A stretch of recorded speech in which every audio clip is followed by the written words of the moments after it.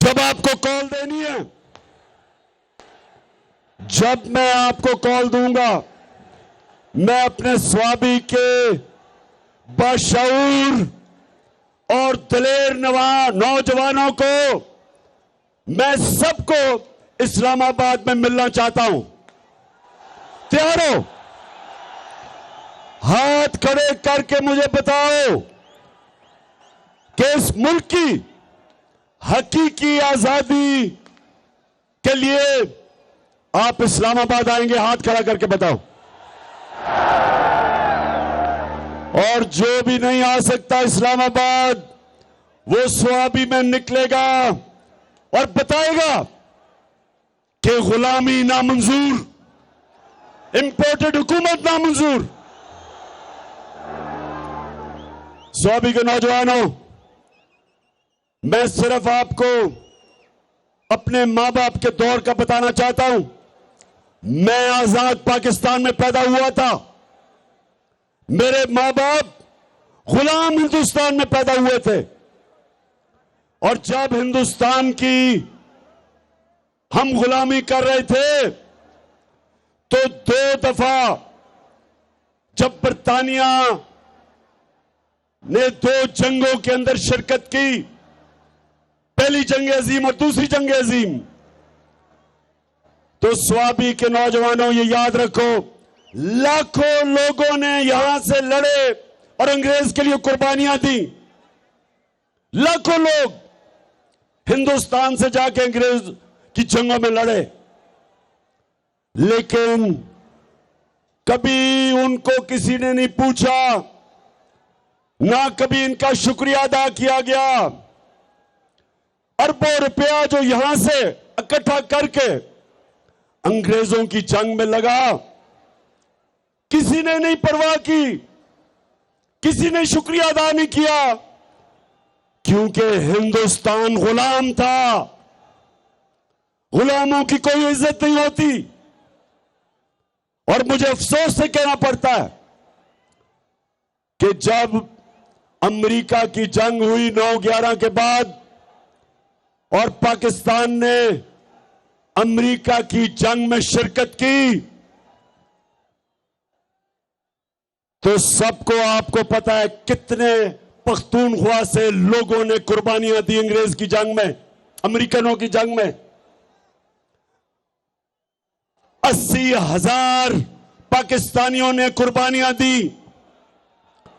और यहां कबायली इलाके के लोग जो सारे पख्तूनख्वा के साथ अब पख्तूनख्वा का हिस्सा बन चुके हैं, कबायली इलाके के लोगों ने सबसे ज्यादा कुर्बानी दी। 35 लाख लोगों ने नकल मुकानी की। लेकिन क्या किसी ने पाकिस्तान का शुक्रिया अदा किया? क्या अमेरिका ने कहा कि शुक्रिया पाकिस्तान, आपने 80,000 अपने लोग कुर्बान कर दिए, हमारी फौज 3 गुना ज्यादा हमारी फौजियों ने कुर्बानी दी बनिस्बत जो अमेरिकन अफगानिस्तान में जिनकी जानें गई। किसी ने शुक्रिया अदा नहीं किया, बल्कि कई वहां से आवाजें उठी अमेरिका से कि पाकिस्तान की वजह से वो जंग नहीं जीत सके अफगानिस्तान में। तो पाकिस्तानियों, मेरे गयूर बाशऊर स्वाबी के नौजवानों, मेरे पाकिस्तानियों, ये याद रख लो कि गुलामों की कोई इज्जत नहीं होती।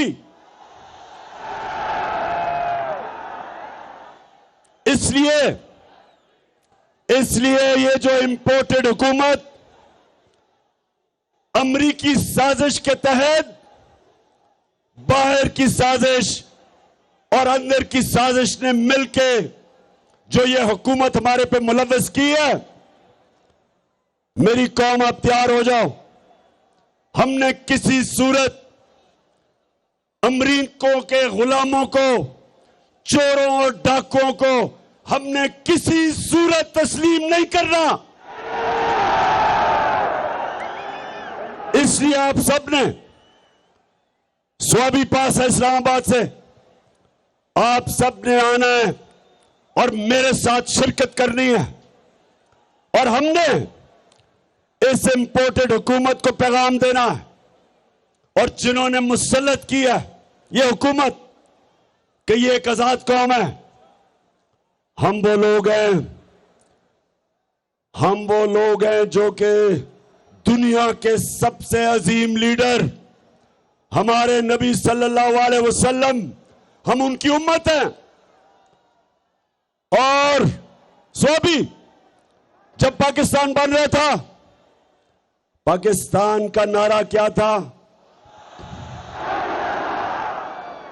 नारा यह था कि पाकिस्तान का मतलब क्या? स्वाबी ये दोनों जरदारी और शरीफ 10 साल जब इन्होंने हुकूमत की 2008 और 18 के दरमियान, और ठीक कह रहे हो, शुक्रिया याद कराने का, डीजल इनके साथ फिट हुआ था। इन थ्री स्टूजेस ने 10 साल जब हुकूमत की मिलके, तो नौजवानों 400 ड्रोन अटैक हुए पाकिस्तान के ऊपर, 400। और कबायली इलाके में आप जानते हैं कि ड्रोन अटैक क्या होता है? आपको पता है क्या होता है? 4000 मील दूर बैठ के एक कमरे के अंदर कंप्यूटर गेम खेली जाती है, बटन दबा के। 4000 मील दूर अमेरिका में एक आदमी बैठा होता है, सामने कंप्यूटर स्क्रीन होती है उसके, यहां से उसको पैगाम जाता है कि जी इस एरिया में दहशतगर्द है। 4000 मील दूर बैठ के वो बटन दबाता है, बम गिरता है, नीचे कौन मरता है कभी किसी को पता नहीं चला। लेकिन सुने जरा मेरी बात, वहां औरतें बच्चे मरे, बुजुर्ग मरे। एक जगह इन्होंने ड्रोन अटैक किया बजौड़ में, 64 बच्चे मदरसे में मर गए, 64 बच्चे। एक जगह वजीरिस्तान में ड्रोन अटैक होता है, 7 लोग मर जाते हैं।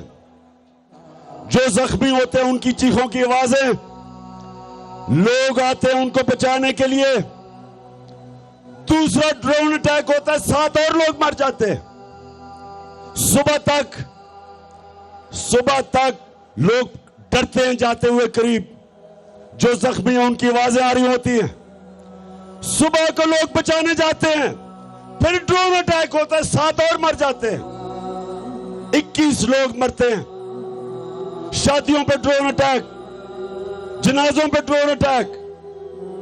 और आप जानते हैं कि एक दफा ना जरदारी के मुंह से एक आवाज निकली, और ये गीदड़ नवाज शरीफ के मुंह से एक दफा अमेरिकनों को उसने कहा, इनमें इतनी जरूरत नहीं थी कि अमेरिकनों को कहते कि ये सारे इंसानी हुकूक के खिलाफ है। दुनिया का कोई कानून इजाजत नहीं देता कि आप फैसला करें मुजरिम कौन है और आप ही उसको कत्ल कर दें। जज, जूरी, एक्सिक्यूशनर, दुनिया का कोई कानून इजाजत नहीं देता। लेकिन इस मुल्क पे जिनके लिए हम जंग लड़ रहे थे, 400 ड्रोन अटैक हुए।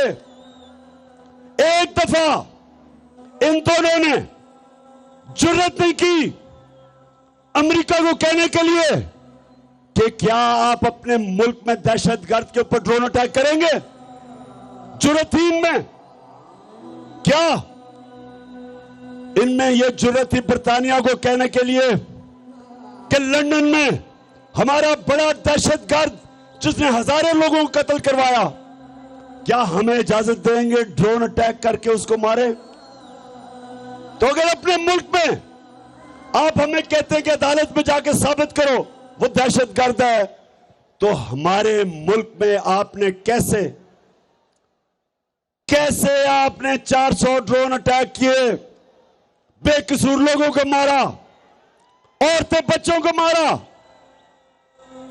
और ये दो जिनको फिर से इन दो खानदानों को फिर से जो मुसल्लत किया है, इसीलिए किया है कि ये उनके गुलाम हैं, इनमें जुर्रत नहीं है, ये पैसे की पूजा करने वाले हैं, ये पैसे के बुत की पूजा करने वाले हैं, इनके पैसे पड़े हैं बाहर, इनके लंदन में अमेरिका में पैसे पड़े हुए हैं, ये कभी अपने लोगों के हकूक के लिए, उनके फायदे के लिए, ये कभी अपनी जुबान उनके अपने आकाओं के सामने जुबान नहीं खोलेंगे। इसलिए इनको लेके आए हैं, इसलिए इनको पाकिस्तान पर मुसल्लत किया, क्योंकि इनको पता था कि इमरान खान ना इनको बेच देगा, ना यहां से उनकी किसी जंग में शिरकत करेगा, ना वो अपने मुल्क के मफादात को उनके लिए कुर्बान करेगा, अपने लोगों के फैसले करेगा, क्योंकि इमरान खान का जीना मरना पाकिस्तान में है। इसलिए नौजवानों, ये साजिश की गई और इसलिए आपने इस्लामाबाद पहुंचना है।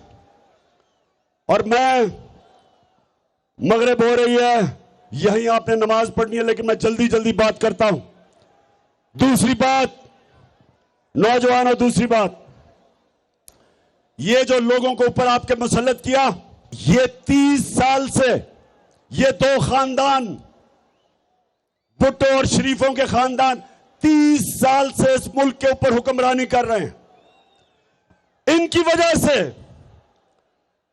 वजह से आज शहबाज शरीफ कहते हैं जी हम तो बेकारी हैं, इसलिए गुलाम हैं। और इनका एक और वजीर कहता है हम तो वेंटिलेटर पे हैं, हम तो अमेरिका की गुलामी करने पे मजबूर हैं। मेरे पाकिस्तानियों, ये आपके सामने ये वो लोग हैं जो दो बुतों की पूजा करते हैं। एक है बुत पैसे का और दूसरा बुत खौफ का। और यही मेरे नबी सल्लल्लाहु अलैहि वसल्लम ने मदीना में आके इन्हीं बुतों को तोड़ा था, खौफ के बुत को तोड़ा था, आजाद किया था। ला इलाहा इल्लल्लाह का मतलब हमें सिखाया था कि हम सिवाय अल्लाह के किसी के सामने नहीं झुकते। हमारा जो नजरियाती लीडर इल्लामा इकबाल थे, उन्होंने तब ही कह दिया था कि हमने इकबाल का शाहीन बनना है, हमने वो लोग बनने हैं जिन्होंने दुनिया की इमामत करनी है। अल्लाह ने इंसान के हाथ में यह चीज छोड़ दी है कि वो या परवाज कर सकता है और वो या जमीन के ऊपर रेंग सकता है। अल्लाह ने कुरान में कहा है कि इंसान जब ऊपर जाता है तो फरिश्तों से ऊपर चला जाता है, और जब वो नीचे गिरता है तो जानवरों से नीचे चला जाता है। ये जो ऊपर बैठे हुए हैं ये जानवरों से नीचे चले गए हैं।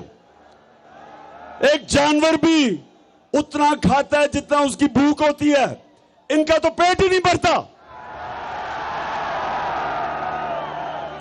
इसलिए मेरे नौजवानों, हमने अपने मुल्क को बचाने के लिए और आजाद रखने के लिए निकलना है। एक दफा मुल्क के इदारे तबाह हो जाए, मुल्क तबाह हो जाता है।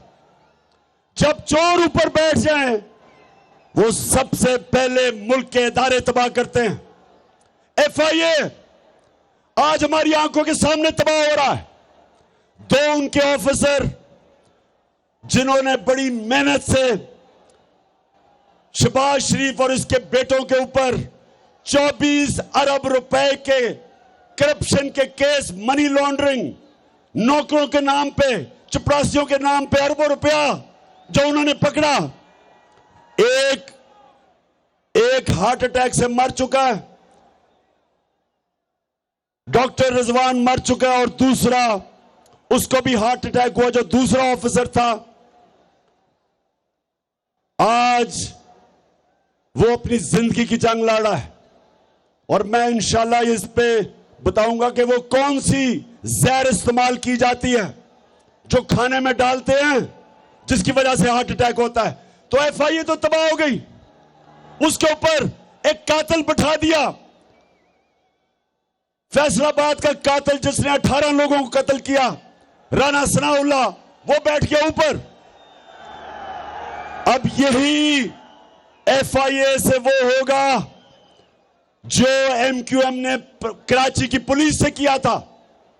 1996 में नसीरुल्लाह बाबर ने एमक्यूएम के खिलाफ ऑपरेशन किया। 1997 में गवर्नमेंट चली गई पीपल्स पार्टी की, नवाज शरीफ आ गया, इसने एमक्यूएम से समझौता कर लिया। एमक्यूएम ने चुन चुन के एक एक पुलिस वाले को कत्ल किया जो ऑपरेशन में शामिल था। और आज तक मेरे पाकिस्तानियों, आज तक कराची पुलिस अपने पैर पे नहीं खड़ी हुई, रेंजर बुलाने पड़े हैं। पुलिस खत्म होगी उसके बाद। इसी तरह इदारे खत्म होते हैं जब मुजरिमों को ऊपर बिठाते हैं। और इसलिए मेरे पाकिस्तानियों, हमने इनका मुकाबला करना है, अपने मुल्क को बचाना है इन चोरों से, अमेरिकनों के गुलामों से। और आपने सब ने मेरे साथ निकलना है। फिर से हाथ खड़ा करके बताओ, हम निकलोगे? मेरे पाकिस्तानियों, एक चीज याद रख लेना, कौम के ऊपर अटैक हो जाए, बमबारी हो जाए, जापान के ऊपर एटम बम गिर गया, कौम फिर भी खड़ी हो जाती है, अपने पैर पर फिर भी खड़ी हो जाती है। अफगानिस्तान में कितनी 40 साल से इंतशार है, फिर भी वो कौम तकड़ी है। लेकिन एक चीज याद रखें, जब एक कौम की आप इखलाकियात खत्म करते हैं, कौम मर जाती है। जब एक कौम अच्छे और बुरे की तमीज खत्म करती है, कौम मर जाती है। कौम पहले इखलाकी तौर पर मरती है, फिर माशी तौर पर मरती है। तो जो ये लोग 60% कैबिनेट जमानत के ऊपर है, पाकिस्तान का ये जो क्राइम मिनिस्टर है, प्राइम मिनिस्टर नहीं, क्राइम मिनिस्टर है,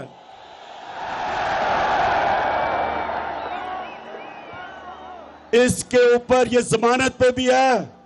और इसके ऊपर और बेटे जो चीफ मिनिस्टर है, इनके ऊपर सिर्फ एफआईए में 24 अरब के केसेस हैं, नैब में अलग केसेस हैं।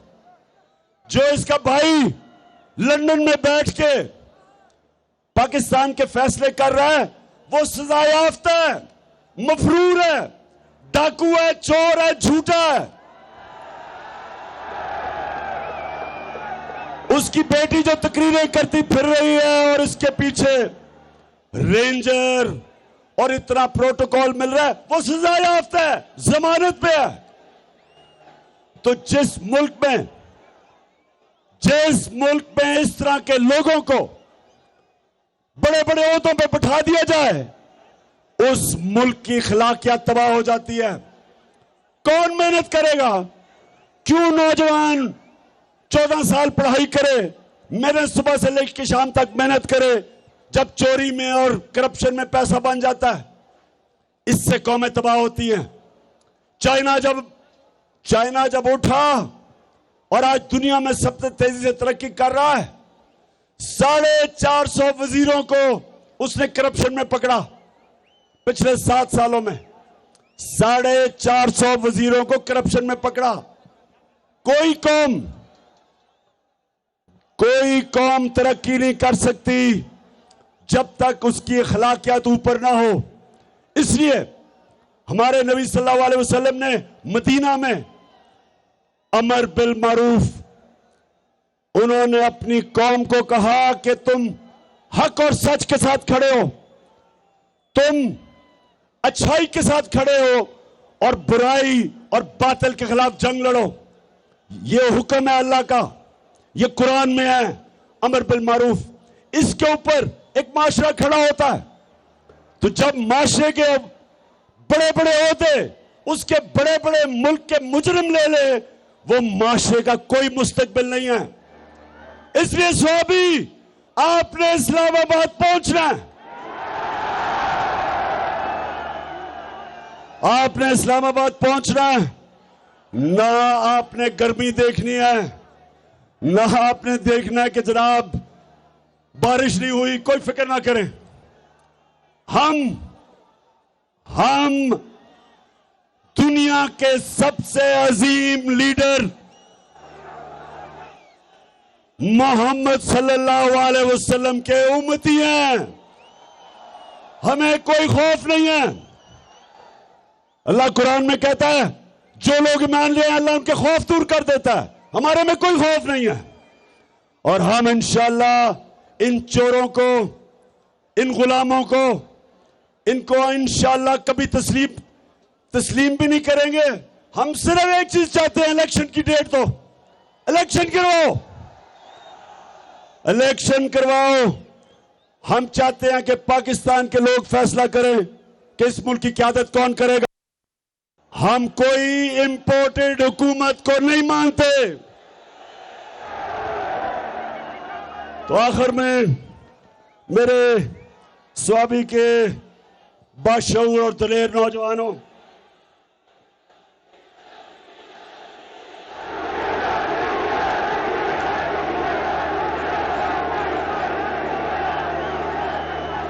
डीजल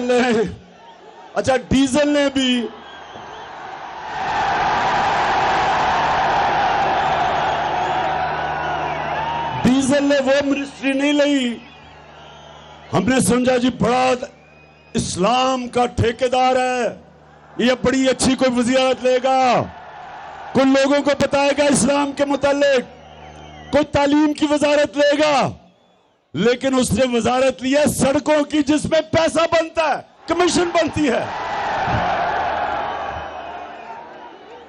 डीजल का भी, वैसे मैं डीजल का भी देख रहा हूं कि ये जो सारे इकट्ठे हो गए, सारे इकट्ठे हो गए इमरान खान को हराने के लिए, इंशाअल्लाह इन सारों का इकट्ठा जनाजा निकलेगा। स्वामी, मैं फिर से आपके जुनून और आपके शऊर का आपका शुक्रिया भी अदा करता हूं, आपको खराज तहसीन पेश करता हूं। मैं यहां अपनी टीम असद कैसर, आपको और शराम तरक्की और आपकी फैमिली और मेरे बाकी सारे पुराने, जब मैं शुरू में स्वाबी आता था तो छोटे छोटे बच्चे थे, आज सफेद बाल हो गए उनके। मैं आप सबको आज खराज तहसीन पेश करता हूं कि आपने मेरे साथ इतनी ऊंच नीच में इतना मेरे साथ वक्त गुजारा। आप बुरे वक्त पे भी मेरे साथ खड़े हुए।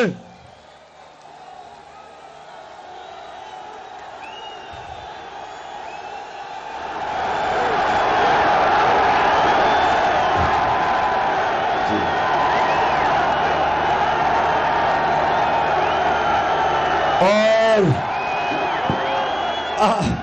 एक और चीज मैं ये जरूर कहूंगा कि मैं आज सारे पाकिस्तान के सामने ये कह रहा हूं कि वैसे पख्तूनख्वा को मैं खास खराज तहसीन इसलिए पेश करता हूं,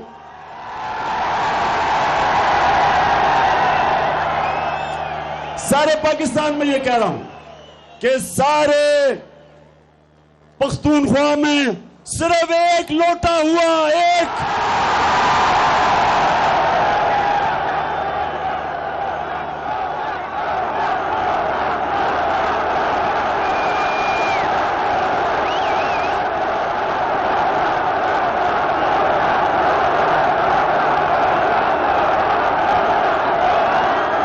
बड़ी बात है। इसका मतलब कि यहां वफादारी भी ज्यादा है, यहां ईमान भी ज्यादा है,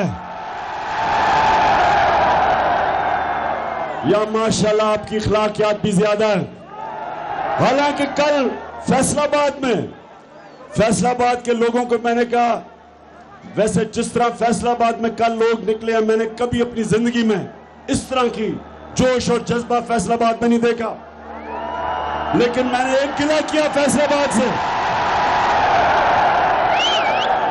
मैंने एक गिला किया, मैंने कहा फैसलाबाद, सबसे ज्यादा लोटे फैसलाबाद से निकले थे